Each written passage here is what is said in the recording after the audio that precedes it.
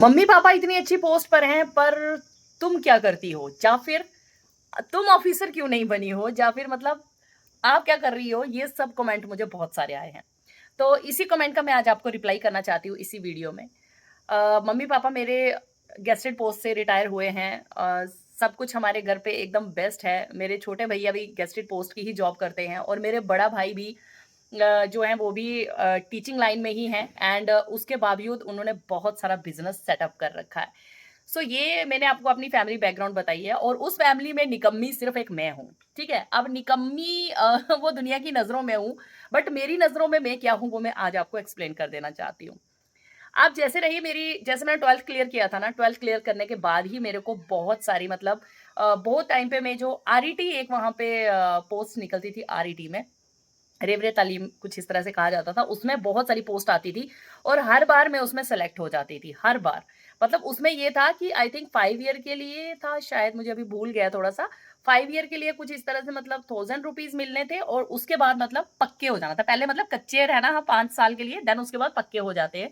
और उसमें हमारे वहाँ के बहुत लोग लगे हुए हैं, जो लोग 4-5 साल जो है मतलब वो रहे हैं 5,000 में। अब मुझे एग्ज़ैक्ट नहीं पता है 5 साल था कि कितना था।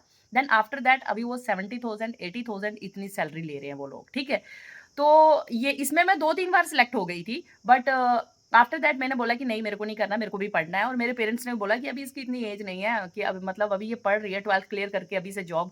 कई बार बोला भी कि ठीक है कर लें, फिर बोला नहीं नहीं नहीं। और मेरा ऐसा था कि नहीं, मेरे को पढ़ना है, कुछ नहीं करना, मेरे को पढ़ना है, ठीक है। तब मैंने वहाँ पे वो जॉब छोड़ दी। 2-3 3-4 बार सिलेक्ट हुई थी मैं उसमें। बार-बार उसकी पोस्ट निकलती रहती थी और हर बार मैं सिलेक्ट हो जाती थी और फिर मैं हर बार मना कर देती थी। 2 बार 3 बार इस तरह से था कुछ। देन आफ्टर दैट मैंने अपनी स्टडीज़ कंटिन्यू की। 12th क्लियर करने के बाद मैं चली गई ग्रेजुएशन करने के लिए। अपना परेड कॉलेज हमारा जम्मू का, उसमें मैंने ग्रेजुएशन करी है 3 साल। 3 साल ग्रेजुएशन करने के बाद मैंने एमएससी करी है, वो चेन्नई से की है मैंने एमएससी। और एमएससी 2 साल मैंने की है वहाँ से। अपना ये बॉटनी मेरा सब्जेक्ट था एमएससी का। और बॉटनी में मैंने एमएससी की है। देन उसके बाद मैं आई वहाँ से वापस घर और मैंने फिर उसके बाद बीएड की है। अपना सुंदरमणि जो हमारा एक क्या नाम है कॉलेज का, क्या नाम है? एसवीसी एसबीएस ऐसे कुछ करके है, सुंदरबनी में कॉलेज है, वहाँ से मैंने रेगुलर जो है बीएड की है वहाँ से, ठीक है। तो वो बीएड करने के बाद फिर मैंने अपना बीएड करने के बाद मेरी पोस्ट निकली थी 2013 में, 2000 हाँ, 2013 में मैंने एग्ज़ाम दिया था, परमानेंट टीचर के पोस्ट निकली थी। उस बार बहुत ज़्यादा पोस्ट आई थी, आई थिंक 3000 की 4000 के करीब पोस्ट आई थी 2013 में। और उस टाइम पे मैंने वो एग्ज़ाम दिया था और एग्ज़ाम देने के बाद मैं उसमें सेलेक्ट हो गई थी। देन आफ्टर दैट मैंने इंटरव्यू हुआ था मेरा रजौरी में, जहाँ पे 4-5 मतलब ऑफिसर्स वगैरह थे, उन्होंने हमारा इंटरव्यू लिया था। तो उसमें भी मैं सिलेक्ट हो गई थी एंड जब उसकी लिस्ट आई थी तो फर्स्ट लिस्ट में मेरा नाम नहीं आया था, जो फर्स्ट लिस्ट निकली थी, उसमें मेरा नाम नहीं आया था। उसमें मेरे बहुत सारे रिलेटिव्स जो हैं वो उन्होंने क्लियर कर दिया था, तो मैंने उस टाइम पे छोड़ दिया था। देन उसके बाद मेरी शादी होती है 2015 में और 2016 में 2016 की आई थिंक कौन-सा महीना था, जुलाई था, जुलाई जून-जुलाई ऐसे ही कोई महीना था इन्हीं में से।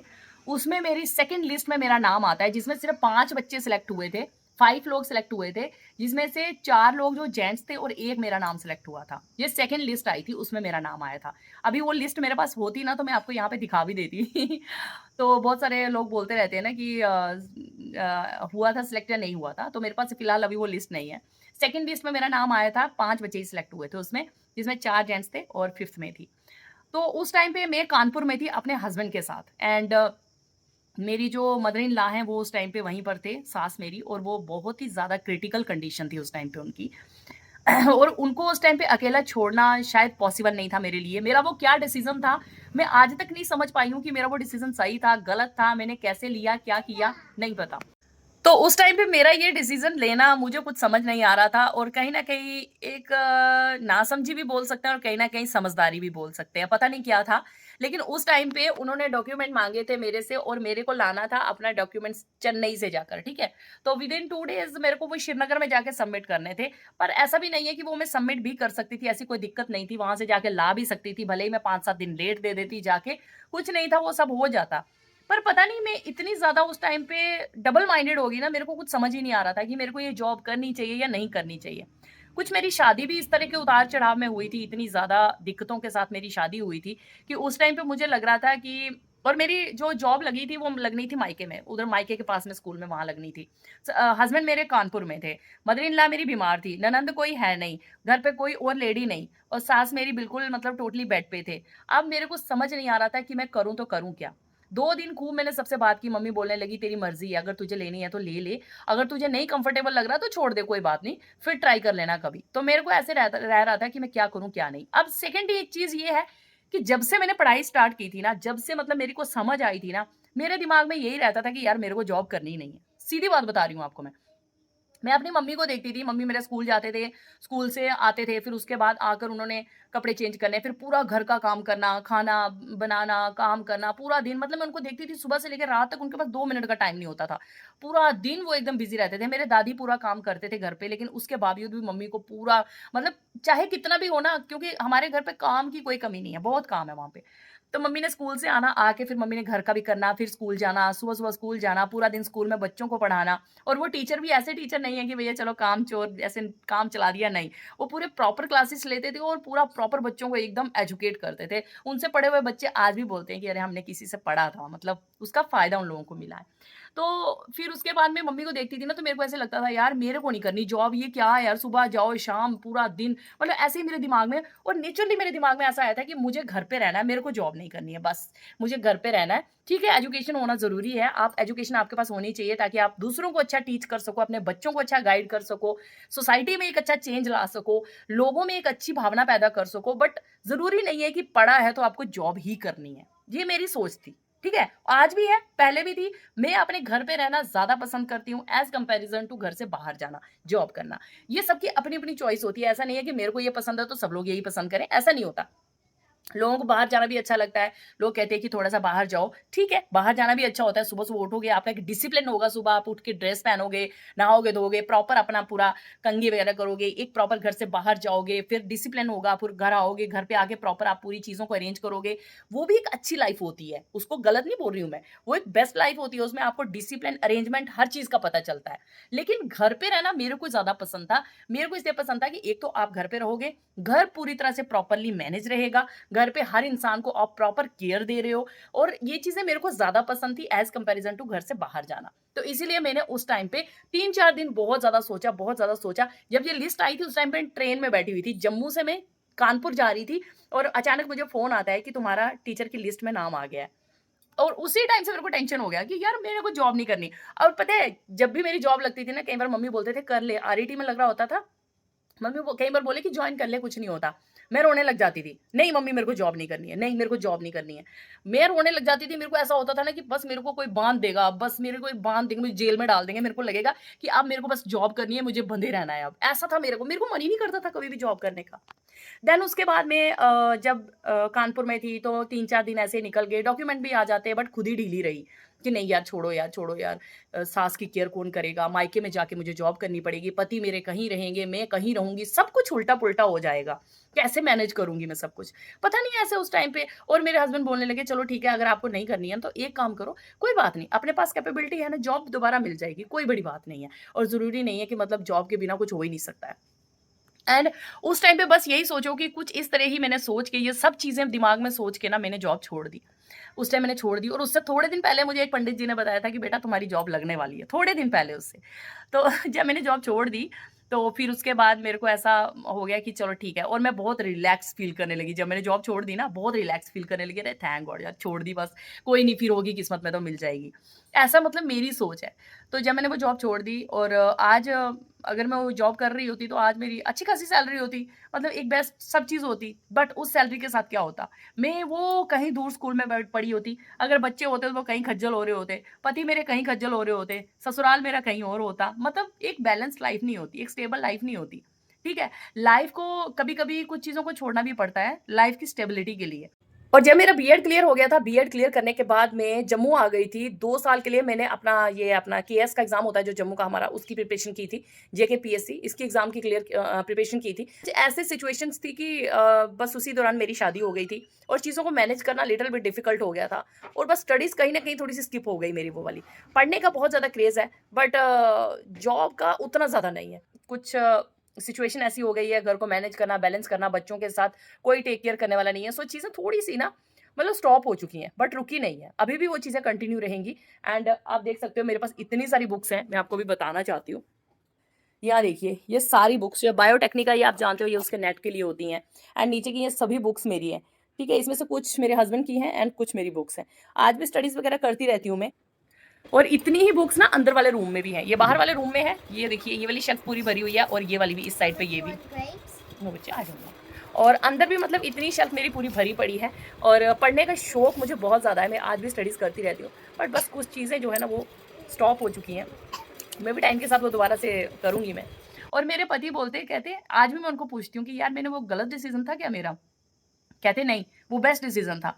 आज तुम जितना कर रही हो ना, उतने पैसे तुम तब नहीं कमा पाती जितना तुम आज कमा रही हो, घर पे रह के। बच्चों का टेक केयर, घर पे रह के तुम सब चीज़ों को अरेंज करती हो, हर चीज़ को मैनेज करती हो, लोगों के साथ सब चीज़ें आप बैलेंस के साथ चलाती हो, घर पे हर चीज़ जैसे कपड़े वगैरह स्टिच करने, हर चीज़ प्रॉपर्ली घर पे ही चलती है। तो वो बोलते हैं कि बाहर जाकर ना उतना पैसा नहीं बचा पाती जितना आप घर रह के बचा रही हो। तो वो चीज़ मेरे को बहुत मोटिवेशन देता, बहुत पॉजिटिविटी देती है उनकी ये बातें। बस उस टाइम पे ये मैंने जॉब छोड़ दी, उसके बाद मैं अपनी सास के साथ ही रहती थी, 3 साल तो वो मेरे साथ-साथ ही रहे, उसके बाद वो एक्सपायर हो गए थे। एंड मेरे हस्बैंड उसके बाद भी बोलने लगे कि अगर तुमको मन है तो तुम एक बार फिर से मैं बात करता हूँ, तो अगर जॉब लग जाए वहाँ तो तुम कर लेना। मैंने कहा नहीं मुझे नहीं करनी, बस अब छोड़ दी तो छोड़ दी। देन उसके बाद मैंने प्राइवेट जॉब किया है, चंडीगढ़ में केवी में मैंने जॉब किया है थोड़ी देर के लिए। और ऐसे प्राइवेट स्कूल्स में मैं इंटरव्यू देती थी, सिलेक्ट हो जाती थी, बट कुछ ऐसी थोड़ी-थोड़ी देर जॉब करती थी, फिर छोड़ देती थी।